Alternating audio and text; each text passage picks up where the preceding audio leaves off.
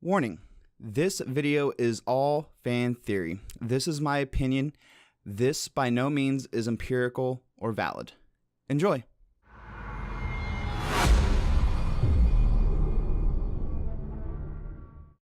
Hey guys, what's up? It's CD Grath here, and I wanted to make a video kind of about a theory that I kind of came up with in response to a video made by Dark Side Royalty.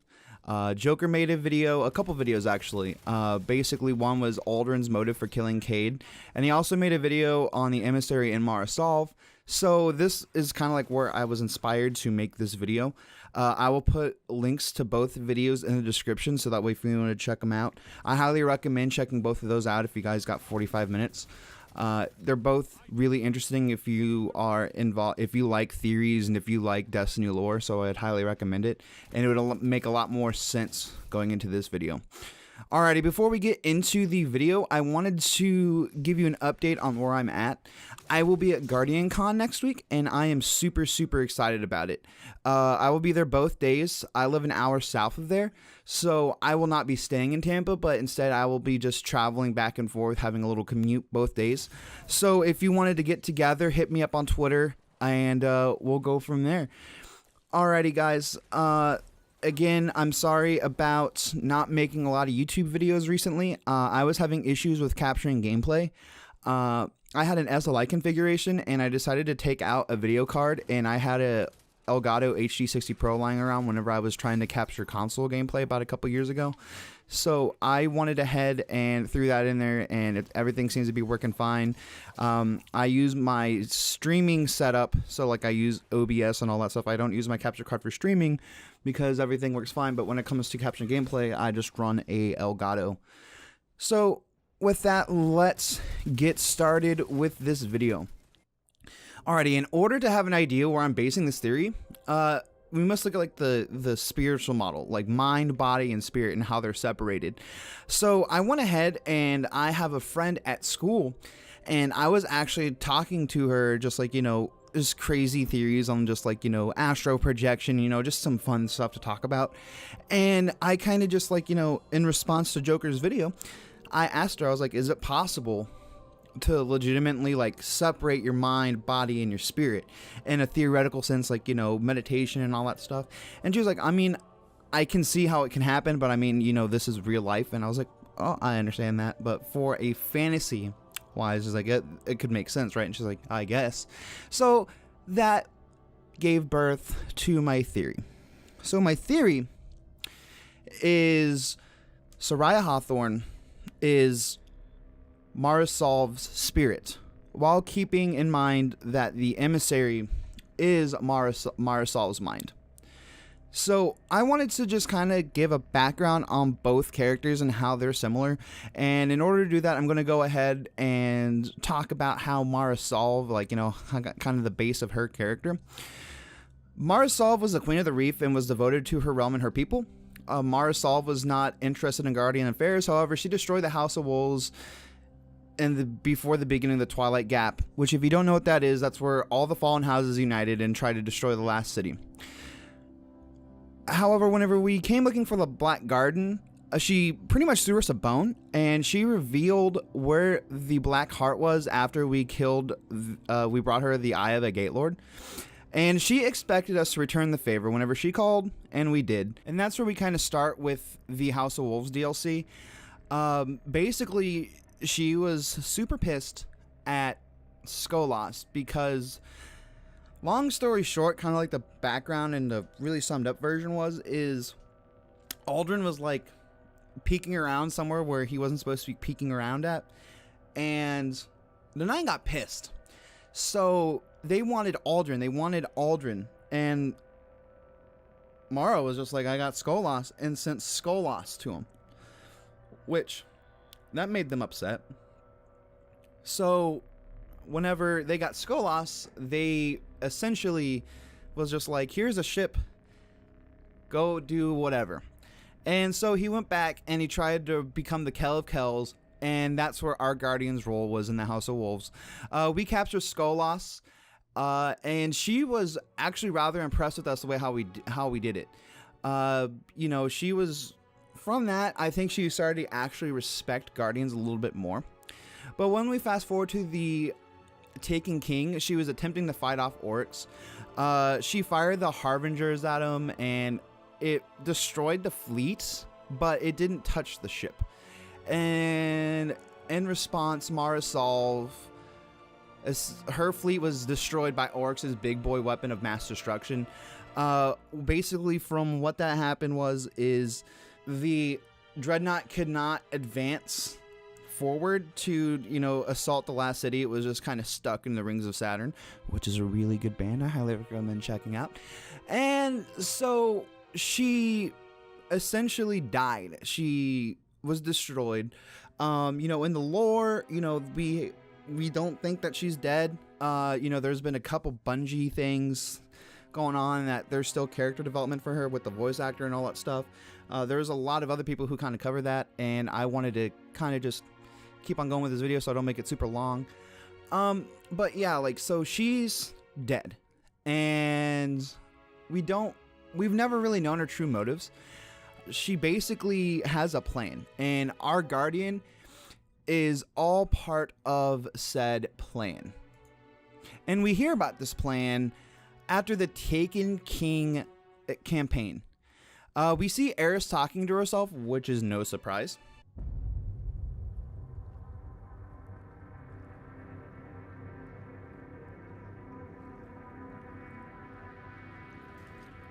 My queen, you were right.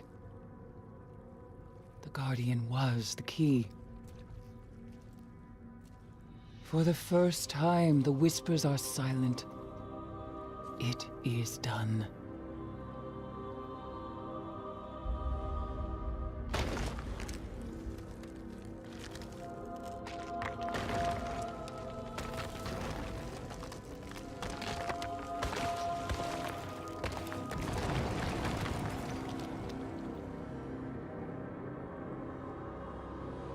I have accepted my fate.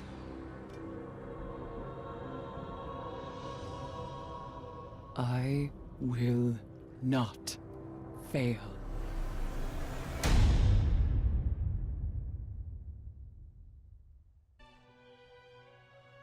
All right, we're going to talk about that plan here in a little bit. Alrighty, now we're going to talk about Soraya Hawthorne. Who is she? What is her origins? She just kind of shows up to our Guardians in the worst state. We don't have our light. And Bungie actually kind of made her a big deal for the Destiny 2 launch.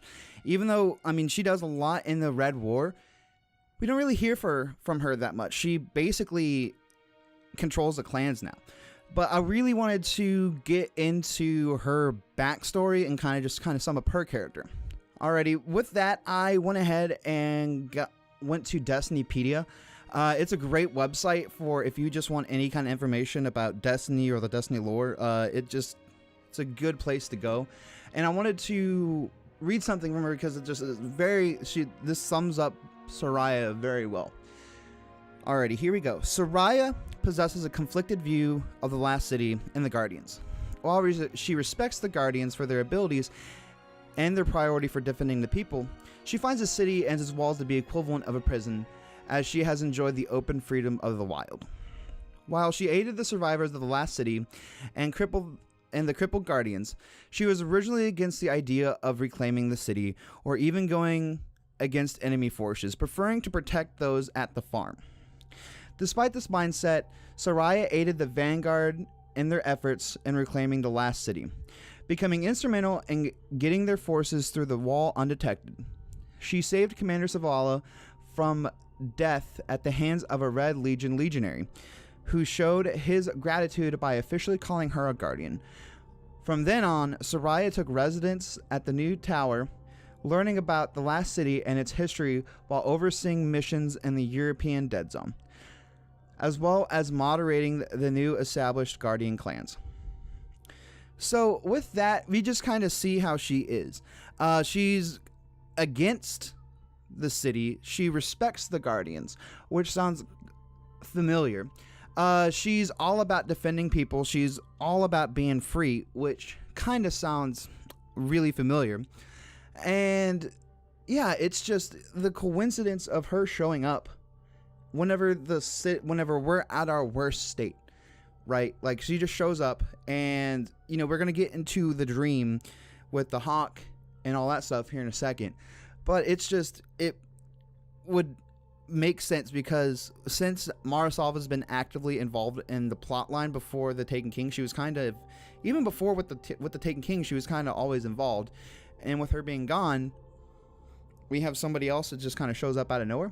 Alrighty, I don't want to get too far ahead of myself. So we got some similarities between Mara. They are both extremely devoted towards the separation of the city, but they're empathetical to the last city and the Guardians. Both are not guardians, but can be attributing to saving the city. Both are strong, independent female characters. Both have a right-hand man, Aldrin being Mara Solv's, which is her brother, and Devram K, which is Hawthorne's. Both have a set space. So Mara Solv has the reef. Obviously, she's the queen of the reef. And Hawthorne has the farm, even though we don't go to the farm, but, whatever. She has this set idea of separating from the city, even though she's she's the clan leader and she's in the city now, but you can't ignore the fact that she set up a space for that. So with that being said, what are some other similarities? Well, we can really look how they interact with the Guardians. It's eerily similar. The queen is obviously royal. She's going to talk down on us because she's royalty, but it's almost like a playful manner, while Soraya Hawthorne is just all about freedom, which could she say that she's a spirit. But she's very spirited. She's against the city, but she's empathetical for the Guardians, and she saves our ass multiple times. So I wanted to get into more of the meat and potatoes with this theory. In order to kind of understand how Mara Solv can project herself, we must look at the Grimoire. And the Grimoire card Coven reads, "On the eve of war, the chamber was dark. The 7 of them were rarely in a room together anymore. But this was the eve of their greatest journey. A plan that overcame death and spanned universes. They connected in trance, communing as the ancients did. Speaking would tip their hands to the harbinger minds they kept here. Trophies from an ageless war and weapons in the right hands. Orcs could kill her if she holds on too long," Sita offered through the silence, fearing what was to come. "We took an oath long ago. Obedience in the face of defeat," Nicaea despised in fear. "Only a defeat here. Now, not there, then." Ilian wandered between the 2 sides of 3. The amulet around her neck marked Ilian as the Coven's mother, granting her visions beyond the veil only the queen could go. All right, the big line I wanted to focus on was the chamber was dark. The 7 of them were rarely in a room together anymore. But this was the eve of their greatest journey, a plan that overcame death and spanned universes. From this, I gather that the Harbingers was not the focal point of the plan. I think it was necessary to keep the Dreadnought at bay, but rather to enact a plan which we still don't really know, and this was the key to start it. Another line I wanted to focus on is the amulet around her neck marked Ilian as the Coven's mother, granting her visions beyond the veil, places only the queen can go. So this is a very, very unique, strange line because it doesn't tell you where exactly the queen can go, and we don't know where she can span for in the universe, but we know that someone can kind of follow her, if that makes sense. So this amulet gives the power to go to see where the queen can go, which I think is really neat. So where can the queen go? We don't really know because Mara Solv, according to the lore, is kind of ancient, and she has an ancient power and may have seen the collapse. So how does this relate to Soraya Hawthorne? Well, in order to kind of understand it, where we actually meet Soraya, we got to look at the dream. And I'll go ahead and insert the cutscene for the dream right now.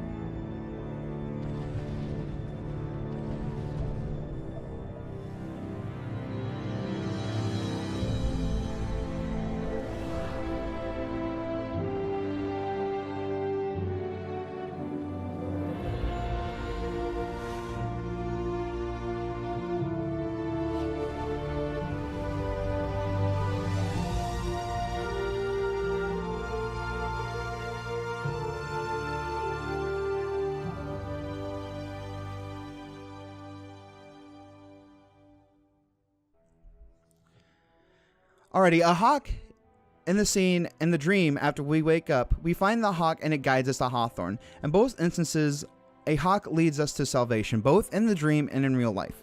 I'm going to go on a limb and say the queen led us in her dream and in real life. We know the queen can telepathically communicate with her brother. Since we do not have a paternal bond, possibly the best way she can do that is just go ahead and contact us in our dreams. Now, why would she do this? Why would she cast her spirit as Hawthorne? Like, why would she do that? Well, we got to really remember the plan. If our guardian is part of the plan, wouldn't it make sense that she would go directly to help the guardian whenever, and the last city, whenever it's in its most vulnerable moment? I mean, think about that for a second. If we see that in that cutscene, in the last cutscene, is we're part of the plan, and if we're still in the plan and our light gets taken away, that makes us extremely dangerous.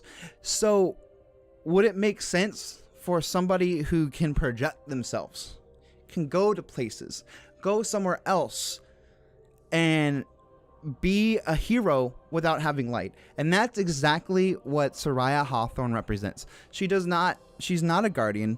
I mean, she's brave as a guardian, but she's not an actual guardian. Whenever she dies, she dies.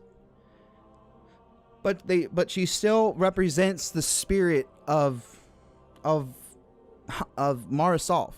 So she's anti-city, she loves her freedom, she loves people, but she kind of sucks it up and helps the guardians, which Mara Solv has arguably kind of done that before. So whenever we have this idea that Mara Solv is Hawthorne to protect us and to save us and to lead us to salvation and to defeat our foes, it kind of makes sense. Now, why would Mara Solv be a human? Well, if you're a human and you're a Queen of the Reef, you kind of need a nice little disguise. And if you're a powerful ancient being and you're trying to hide from the Nine, which I haven't really introduced that fact, but wouldn't it make sense just to be somebody who can blend in? And I think that's what Hawthorne is. I think she blends in, she can do what she needs to do, and she can be powerful, but in a different way, and to lead the guardian to part of the plan. So what else would link Mara Solv and Hawthorne? Well, we got to look at the emissary. I think the emissary, Joker does a really, really good video of explaining how Mara Solv is the emissary. And I think that's because she's captured by the Nine, and it makes sense. And I think clues onto Hawthorne can kind of lead us in, almost not subliminal, it's right there in front of your face, but keys to the mind of Mara Solv be the emissary. So the Hawthorne has 9 dots on her face. That's what I'm saying. The it's right in front of your face. She has got 9 dots on her face. So there's also 9 letters in Hawthorne. So those two things, I know it gets a little kind of conspiracy theory-esque with this. It's just oh, look at all this imagery and all this stuff. Illuminati. No, I mean, it's just, why does Hawthorne have 9 dots on her face? Why is there 9 letters in Hawthorne? There's a lot of keys to this. So that's something as I've always questioned, is why does she have 9 dots? And it would make sense is if she's trying to clue us to do that. Now that we've kind of talked about, Mara Solv splitting up into mind, body, and spirit, what about the body? I think the body was destroyed. I think the body was destroyed in a blast. However, I don't mean to go into the hype and this is a speculation video anyway, but I think it would be rather cool to see that concept art Hunter actually be a reborn queen of the Awoken.